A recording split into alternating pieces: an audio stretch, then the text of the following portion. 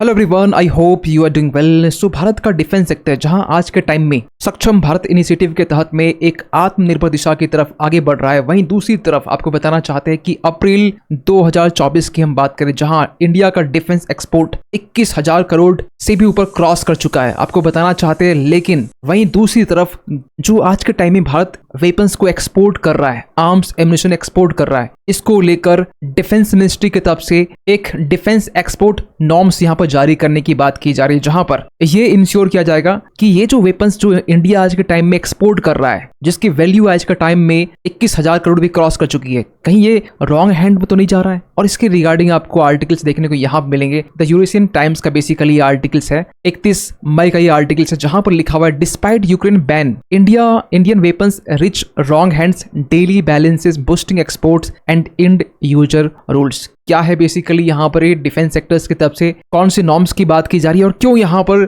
ये बातें निकल के आ रही है कि इंडिया की जो डिफेंस इक्विपमेंट है ये रॉन्ग हैंड्स में जा रहे हैं। रॉन्ग हैंड्स का मतलब यहाँ पर क्या होता है, आगे हम इस वीडियो में कंप्लीटली डिटेल से बात करने वाले हैं। तो शुरुआत करते हैं। आपको बताना चाहते हैं कि रिसेंटली एक रिपोर्ट पब्लिश की गई द इकोनॉमिक टाइम्स में, 28 मई का ये बेसिकली रिपोर्ट है, जिसमें डिफेंस मिनिस्ट्री की तरफ से ये कहा गया जो आज के टाइम में इंडिया मिलिट्री इक्विपमेंट मैन्युफैक्चर करता है, इसकी जो मॉनिटरिंग होती है अब इसे और भी टाइट करने वाली है। किस तरीके से टाइट करने वाली है आपको बताना चाहते हैं। यहाँ पर ऐसे प्राइवेट सेक्टर्स जो मिलिट्री इक्विपमेंट्स बनाते हैं, मैन्युफैक्चर करते हैं, उनके लिए यहाँ पर एंड यूजर सर्टिफिकेशन रूल जो है ये उसे एडहेयर करना पड़ेगा। आपको बताना चाहेंगे एंड यूजर सर्टिफिकेशन क्या होता है कुछ स्लाइड के बाद में, लेकिन आपको सबसे पहले हम बताना चाहते हैं कि ये जो एंड यूजर सर्टिफिकेशन है जिसे गवर्नमेंट चाह रही है कि स्ट्रेंथन करने के लिए, ये बेसिकली किया जा रहा है जो अनऑथोराइज्ड यूज ऑफ वेपन्स हो रहा है आज के टाइम में, जो एक्सपोर्ट किया जा रहा है, गलत हाथों में कहीं न कहीं जा रहा है, इसे प्रिवेंट करने के लिए। तो सवाल ये निकलता है कि ये जो रॉन्ग हैंड्स है इसका मीनिंग है क्या। रॉन्ग हैंड्स का मतलब यहाँ पर यह है कि एक ऐसे कंट्रीज एक ऐसी ऑर्गेनाइजेशन है जो कि अनइंटेंडेड हो,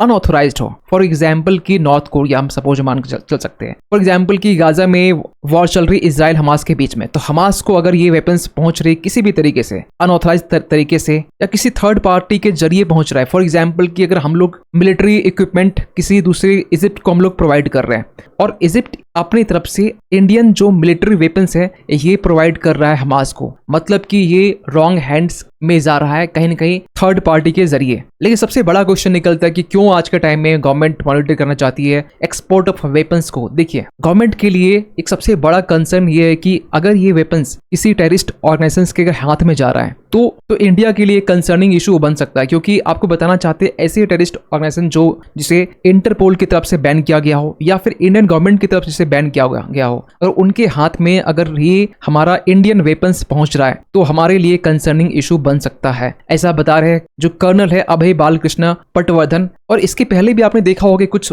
रिपोर्ट्स की तरफ से ये बातें निकल के आ रही थी कि इंडियन मेड जो 155 mm आर्टिलरी शेल्स है इसे यूक्रेन में यूज किया जा रहा है। यूक्रेन में बेसिकली यूक्रेन के तरफ से रशिया के अगेंस्ट में यूज किया जा रहा है। और इसके रिगार्डिंग बहुत सारे आपको आर्टिकल्स आपको पता होना चाहिए, जनवरी के टाइम से लेकर जनवरी में, अब रिसेंटली अप्रैल में ये आपको देखने को मिले होंगे। और इंडिया की तरफ से बार बार इस चीज को, इस रिपोर्ट को डिसमिस किया जा रहा था। आपको बताना चाहते हैं जब ये जनवरी के बाद जब निकल के आ रही थी उस वक्त हमारे external affairs minister spokesperson Randhir Jaiswal, इन्होंने यहाँ पर साफ साफ ये कहा कि New Delhi has neither sent nor exported any artillery ammunitions to Ukraine. और ये जो बेसिकली आर्टिकल्स है, ये 3 अप्रैल का आर्टिकल जब यहाँ पर ये बातें निकल के आ रही थी कि इंडियन मेड आर्टिलरी शेल्स जो है ये अगेन यहाँ पर यूक्रेन में देखा गया है डिस्पाइट ऑफिशियल न्यूट्रलिटी। यानी रिसेंट की हम बात करें, अप्रैल मंथ में जब यूक्रेनियन फ्रंट इसके तरफ से एक ट्वीट की गई और इस ट्वीट में लिखा गया the first recorded appearance of 125 mm high explosive shells जो है Indian production shell 125 mm HE जो इन सर्विस विद यूक्रेन। ये पोस्ट किया गया 28 मई का बेसिकली ये पोस्ट है। और आप यहाँ पर देख सकते हैं जब ये किया गया, इसको लेकर फिलहाल तो अभी कोई इंडिया की तरफ से रिस्पॉन्स किया नहीं गया है, लेकिन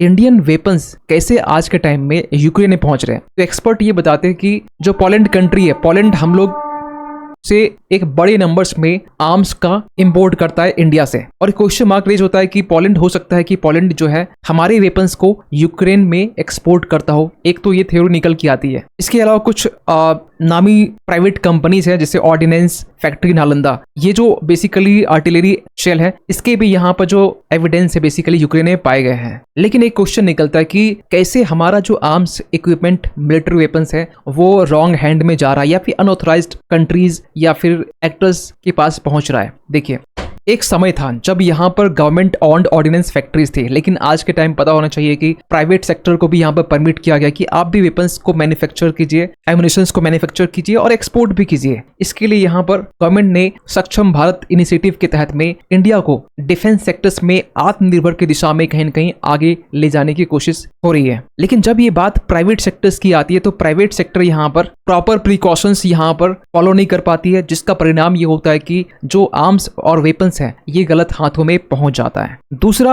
रीजन ये हो सकता है कि जो आज के टाइम में हमारे पास में वेपन्स है, एम्युनिशन है, वो हर साल कहीं ना कहीं कुछ बड़े नंबर्स में, फॉर एग्जांपल कि टैंक्स हो गया, गन्स हो गया, शेल्स हो गया, ये आउटडेटेड हो जाते हैं। और जब ये आउटडेटेड होता है तो इसे डिस्पोज कर दिया जाता है। क्योंकि अगर एग्जाम्पल ले तो अप्रोक्सीमेटली कहा जा रहा है कि 8,000 से लेकर 10,000 राइफल्स जो है वो एनुअली ऑब्सोलीट होते हैं, पुराने हो जाते हैं, जंग लग जाते हैं, सड़ जाते हैं। तो इसे स्क्रैप करने के लिए जो प्राइवेट कंपनीज होती है वो अनइंटेंडेड और अनऑथराइज्ड कंट्रीज के साथ में हाथ मिलाती है और इनको यहाँ पर सौंप देती है कि आप इसे जो है स्क्रैप कर दो। और इसी दौरान यहाँ पे एक क्वेश्चन मार्क निकल के आता है कि जब ये स्क्रैप करने के लिए थर्ड पार्टी को दी जाती है तो यहाँ पर हमारे जो वेपन्स है, हमारे जो राइफल्स है, उसे रिवर्स इंजीनियरिंग करके फिर से उस वेपन्स को यहाँ पर तैयार किया जाता है। और ये बात कह रहे हैं कर्नल पटवर्धन, जिसके हम बेसिकली इसमें जिक्र कर रहे हैं। इनका ये कहना है the potential for reverse engineering of these weapons can not be discounted. इसलिए यहाँ पर गवर्नमेंट ने एंड यूजर सर्टिफिकेशन जो रूल है वो लाने की बात कर रही है। एक्चुअली ये होता क्या है, ये एक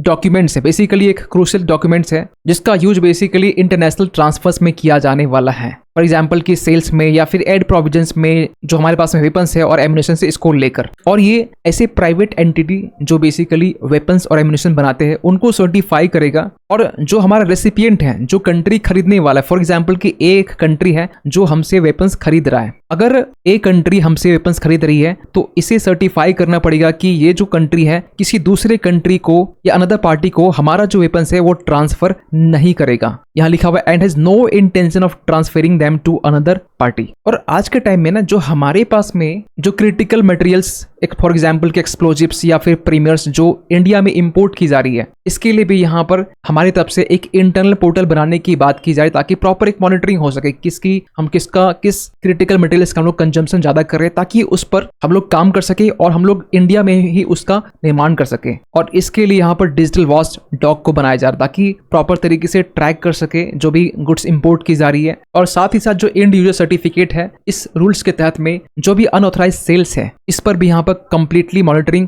की जा सके। फाइनली कंक्लूजन में ये कह सकते हैं कि आज के टाइम में वैसे देखिए हमारे पास में एंड यूजर सर्टिफिकेशन रूल्स के अलावा भी हम बताना चाहते हैं पहले से हमारे पास में स्ट्रिक्ट रेगुलेशंस है जो कि स्टिल इन फोर्स भी है। फॉर एग्जाम्पल कि आज के टाइम में हम लोग यूक्रेन को, टर्की को, चाइना को, पाकिस्तान, ऐसे देश है जिन्हें इंडिया वेपन्स एक्सपोर्ट नहीं कर सकता मतलब कि ऐसा नहीं कि हम लोग इंटरनेशनल प्रेशर एक है। चाइना, पाकिस्तान ये तो रीजन समझ में आता है, टर्की भी समझ में आता है। यूक्रेन को इस तरह नहीं कर सकते क्योंकि रशिया से हमारी दोस्ती अच्छी है और यूक्रेन को वेपन्स देना मीन्स रशिया से खुलेआम दुश्मनी मोलना हो जाता है। और इसके बाद में अगर हम लोग एंड यूजर सर्टिफिकेशन रूल्स लाते हैं तो ये कहीं ना कहीं हमारे एक्सपोर्ट्स को और भी ये स्ट्रेंथ करने वाला है, जिसमें बेसिकली अनऑथराइज जो यूज ऑफ वेपन्स है वो हम रोक सकते हैं। क्योंकि आपको बताना चाहते हैं कि आज के टाइम में भारत, इजराइल में जो आज के टाइम में हथियार यूज होते हैं ना, वो भी हथियार इंडिया में कुछ हथियार बनाए जाते हैं। फॉर एग्जांपल यहाँ पर आप देख सकते हैं कुछ हथियार असोल्ट राइफल को लेकर, कार्मेल असोल्ट राइफल को लेकर, तमाम जो ये जो राइफल है ना वो इंडिया में ही बनते हैं। और रिसेंटली जब ये कुछ एक जो एक्सप्लोजिव्स जब इजराइल में हम लोग भेज रहे थे बेसिकली चाइना से, तो उस वक्त यहाँ पे स्पेन ने इस शिप को रोक लिया था। ये भी घटना रिसेंटली आपको सामने देखने को मिला होगा। खैर, आप क्या सोचते हैं इस पूरे इश्यूज को लेकर, कमेंट कीजिएगा। और जाते जाते एक क्वेश्चन आप सभी के लिए कि हाल ही में यहाँ पर कौन सा देश है जिन्होंने अपना पहला स्पेस एजेंसी लॉन्च किया है। और उन्होंने ये प्लान भी किया है कि 2045 तक में वो मार्स तक वो अपनी सैटेलाइट लैंड करेंगे, मॉरिशियस, साउथ कोरिया, सिंगापुर या मलेशिया। आपको बता दें कि जो सैटेलाइट स्पेस एजेंसी जो बनाई गई है उसका नाम कासा है। कासा में आपको कुछ थोड़ा सा हिंट मिल गया होगा, तो सही आंसर बताइए कमेंट सेक्शन पे, और इस पर भी अपनी ओपिनियन जरूर बताइएगा। मिलते किसी अगली वीडियो में, तब तक के लिए थैंक यू सो मच।